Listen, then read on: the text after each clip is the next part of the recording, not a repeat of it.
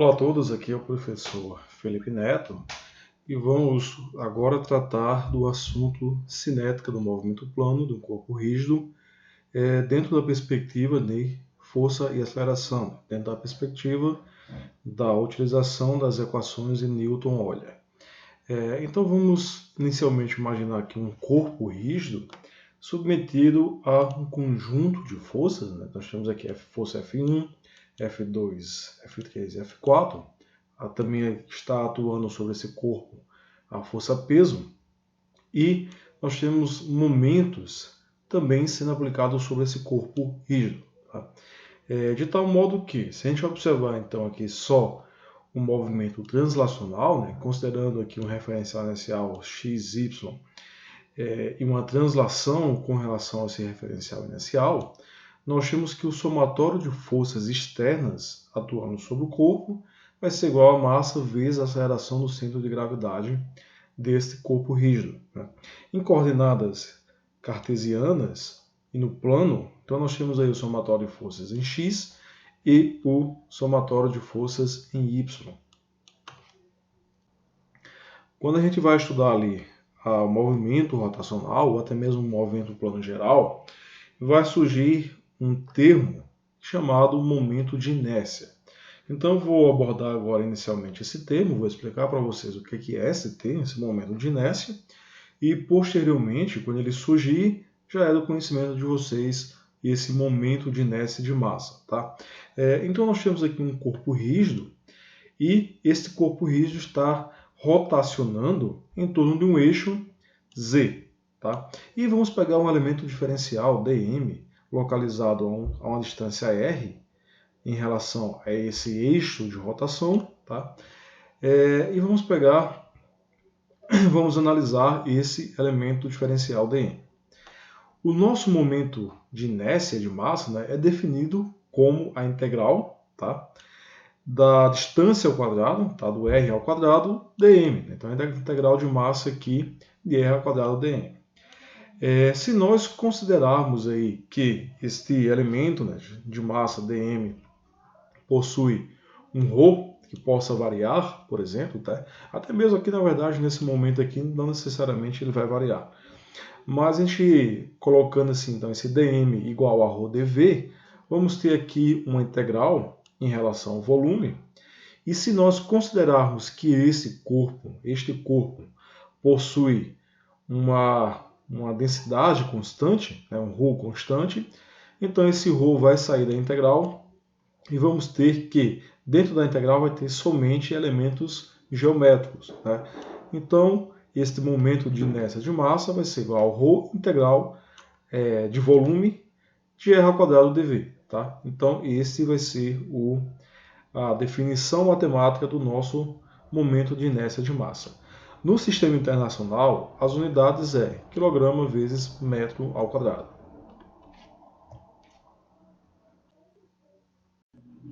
Foi definido, então, o nosso momento de inércia de massa com relação a um eixo Z, né, que passa ali pelo nosso corpo rígido. Né.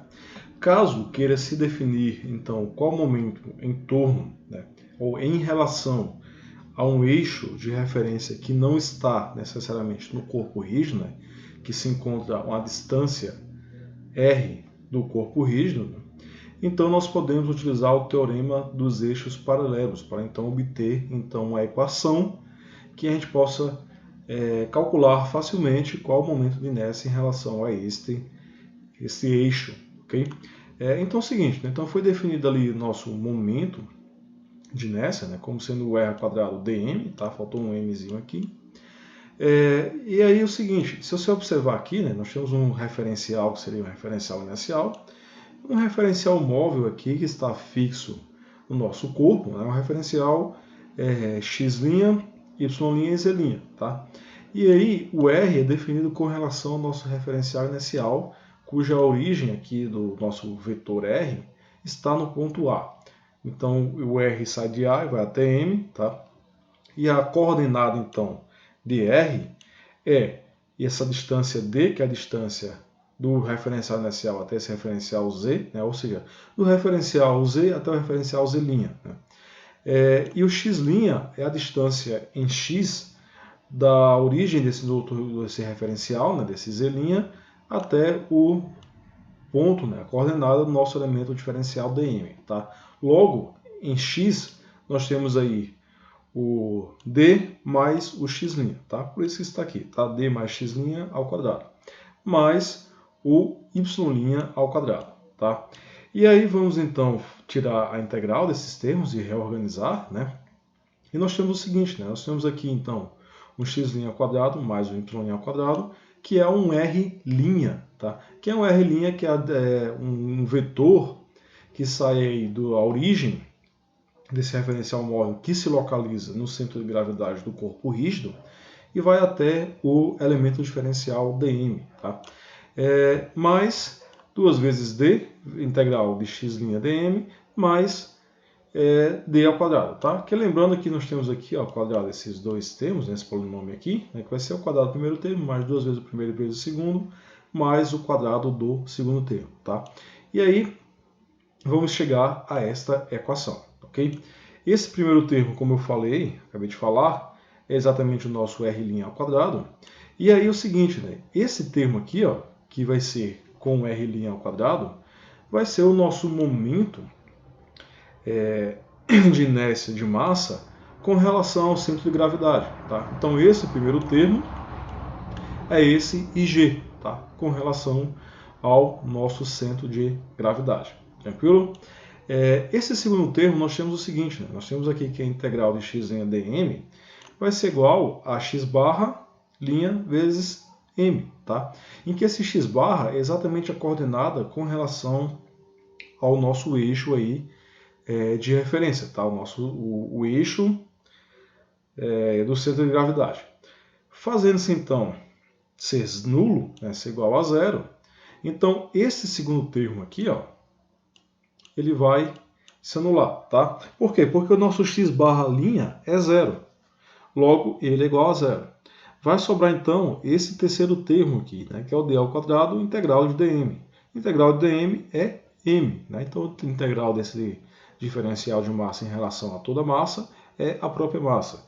Então vai sobrar d ao quadrado vezes m, e aí nós temos aqui, por fim, né, a equação que define o teorema dos eixos paralelos. Então, para se ter um momento de inércia de massa desse corpo com relação a qualquer outro eixo, vai ser igual, então, basta somar, né, ao momento de inércia em relação ao centro de massa desse corpo, mais a massa vezes a distância ao quadrado, tá? Então, a distância do quê?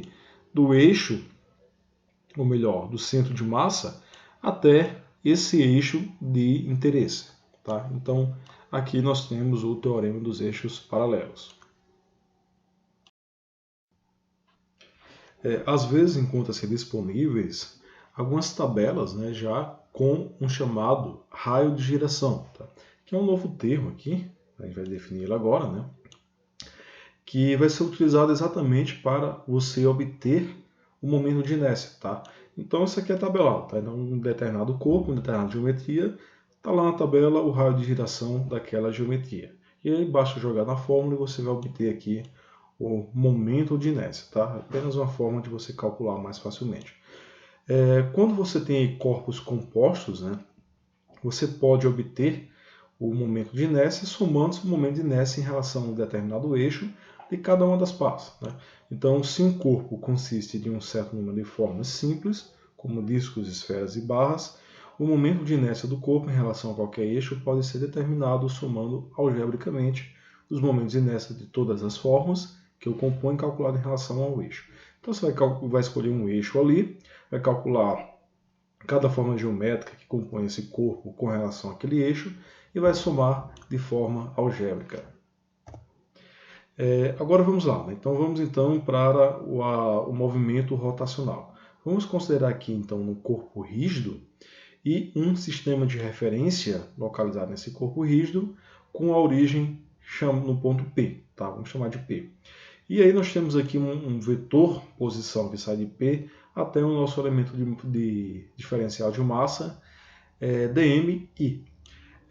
E está sendo aplicado sobre esse elemento diferencial de massa, né, localizado exatamente nas coordenadas x e y, forças é uma força externa F'I e uma força interna F'I, tá? E aí é o seguinte, né? O momento é o R vetorial F, né? Então você tem um braço ali vezes a força. E vamos ter o seguinte, então o momento devido às forças externas e o momento devido às forças internas, ok? Beleza. Igual ao momento do nosso elemento cinético, vamos chamar assim, tá? Da nossa cinética. Então vamos chamar esse primeiro membro aqui da igualdade de MP, né? Então momento em relação a P, ok? Da nossa iésima partícula, vai ser igual a R vetorial MI, tá? O momento da nossa cinética. Se a gente pegar aqui, ó, lembrando lá do estudo da cinemática, né, nós temos que a aceleração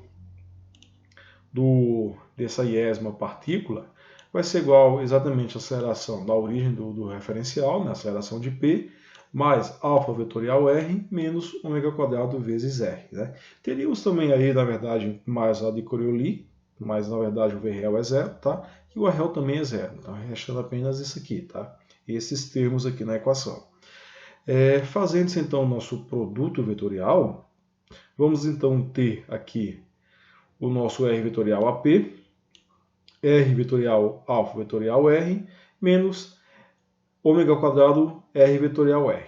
Este último termo aqui, né, nós temos um produto vetorial de dois eixos paralelos, né, e esse termo aqui é, portanto, zero, tá? Então isso aqui é igual a zero. Esse termo aqui vai embora.